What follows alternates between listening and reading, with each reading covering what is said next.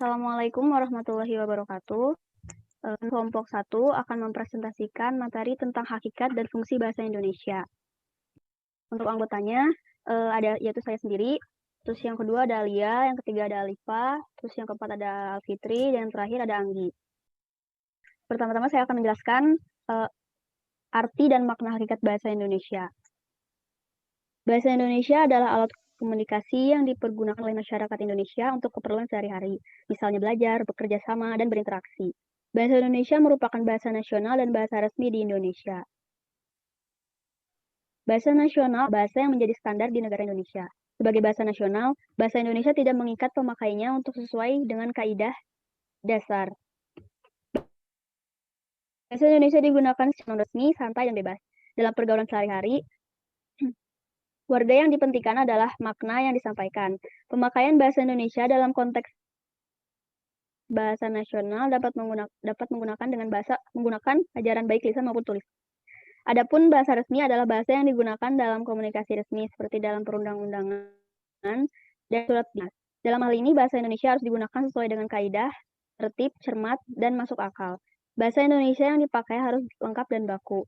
Tingkat kebakuannya di aturan kebahasaan dan logika pemakaian. Selanjutnya akan dijelaskan oleh Alia Nurfitri. Hakikat bahasa adalah dasar atau intisari yang berarti kenyataan yang sebenarnya dari sistem lambang bunyi. Berikut ini ada beberapa hakikat bahasa, di antaranya yang pertama lambang bunyi. Itu ada yang wujudnya konkret dan ada juga yang abstrak. Contohnya kata agama, tidak ada acuan, referen, atau bendanya. Kemudian bahasa itu konvensional, yaitu penggunaan suatu lambang untuk suatu konsep tertentu bersifat konvensional, yaitu berdasarkan kesepakatan masyarakat penuturnya. Kemudian, bahasa itu bersifat unik, yang artinya bahasa itu mempunyai ciri khas yang spesifik yang tidak biasa dimiliki oleh yang lain. Contohnya kata nasi dalam bahasa Indonesia memiliki keunikan dibandingkan dengan bahasa lainnya. Kemudian bahasa itu bersifat universal, yang artinya terdapat ciri-ciri yang sama yang dimiliki oleh setiap bahasa. Contohnya setiap bahasa memiliki satuan-satuan bahasa yang bermakna. Misalkan kata, frasa, klausa, kalimat, dan wacana. Kemudian bahasa itu produktif, artinya dapat dibuat satuan-satuan bahasa yang jumlahnya tidak terbatas. Contohnya dari fonem A, I, K, dan T bisa menghasilkan beberapa kata. Kemudian, bahasa itu bervariasi, yaitu idiolek, variasi bahasa yang sifatnya perseorangan. Lalu dialek, yang artinya variasi bahasa yang digunakan oleh kelompok anggota masyarakat pada suatu tempat atau suatu waktu.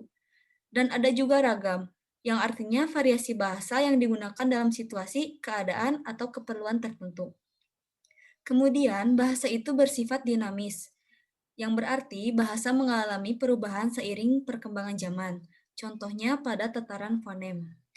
Kemudian, bahasa sebagai alat interaksi sosial. Bahasa dijadikan alat untuk bekerja sama antar sesama manusia. Kemudian, bahasa merupakan identitas penuturnya, yaitu bahasa merupakan penanda jati diri penuturnya. Dan yang terakhir, bahasa itu berwujud lambang. Kemudian saya akan menyerahkan lagi materinya kepada Alifia Fauziah. Yang kedua, ada tujuan dan fungsi bahasa Indonesia. Tujuan bahasa dan fungsi secara umum. Bahasa memiliki tujuan peranan dan fungsi bahasa tertentu yang digunakan berdasarkan kebutuhan seseorang, yakni sebagai alat untuk mengekspresikan diri, sebagai alat komunikasi, sebagai alat integrasi dan beradaptasi sosial dalam lingkungan atau situasi tertentu, dan sebagai alat melakukan kontrol sosial. Sebagai alat untuk menyatakan ekspresi diri, bahasa menyatakan secara terbuka segala sesuatu yang tersirat di dalam dada sekurang-kurangnya untuk memaklumkan keberadaannya.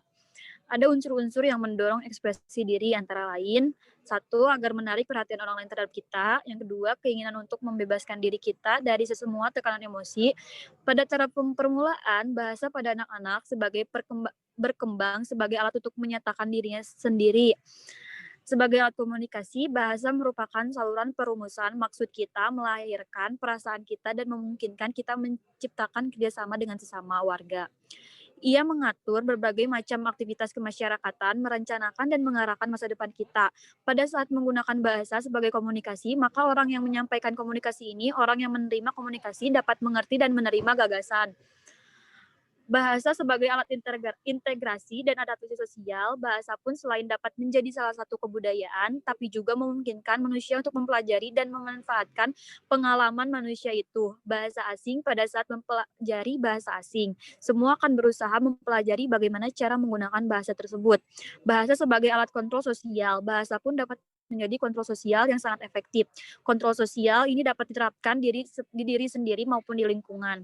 Ceramah agama atau dakwah pun dapat dikategorikan sebagai alat kontrol sosial. Contoh fungsi bahasa sebagai alat kontrol sosial adalah sebagai alat peredam marah, yaitu dengan cara menulis. Dengan menulis, maka amarah kita akan hilang secara dikit demi dikit, dan masalah menjadi lebih terang. Selanjutnya akan diterangkan oleh Alfitri. Ya, selanjutnya tujuan dan fungsi bahasa Indonesia. Bahasa Indonesia mempunyai peran yang sangat penting. Sudah tercantum dalam Sumpah Pemuda tahun 1928 yang berbunyi, "Kami putra dan putri Indonesia menjunjung bahasa persatuan bahasa Indonesia." Ini berarti bahwa bahasa Indonesia berperan sebagai bahasa nasional. Kedudukannya berada di atas bahasa-bahasa daerah yang ada di Indonesia. Bahasa daerah juga berperan sebagai penyatu ketika dua orang atau lebih dari berbeda daerah bertemu. Menurut Arifin, bahasa Indonesia juga berkedudukan sebagai bahasa negara. Hal ini tercantum di dalam Undang-Undang Dasar tahun 1945 pasal khusus pasal 36, yaitu kedudukan bahasa Indonesia adalah bahasa nasional dan bahasa negara. Bahasa Indonesia begitu vital di Negara Kesatuan Republik Indonesia ini. Bahasa Indonesia menjadi jantung dari bangsa Indonesia yang sudah menjadi kewajiban sebagai generasi penerus untuk menjaga dan mengembangkannya. Menurut Arifin, kedudukan bahasa Indonesia sebagai bahasa nasional memiliki fungsi diantaranya. Dilanjutkan oleh Anggi.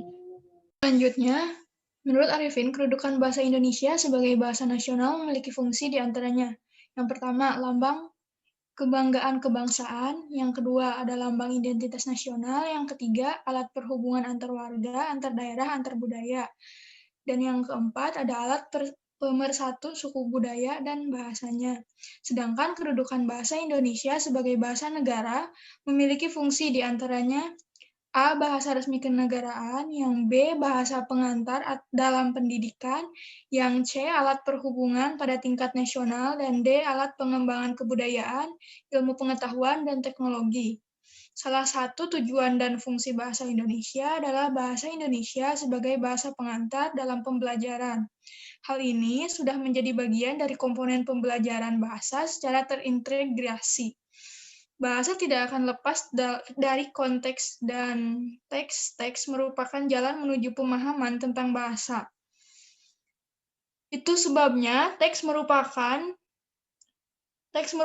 bahasa yang berfungsi atau bahasa yang sedang melaksanakan tugas tertentu dalam konteks situasi. Pemakaian bahasa memiliki tujuan. Tujuan yang dimaksudkan di sini tentu tujuan sosial, karena bahasa tidak lain merupakan sarana untuk melaksanakan proses sosial. Sehubungan dengan hal tersebut, maka teks didefinisikan sebagai satuan bahasa yang digunakan sebagai ungkapan suatu kegiatan sosial baik secara lisan maupun tertulis, dengan struktur berpikir yang lengkap menurut Mahsun.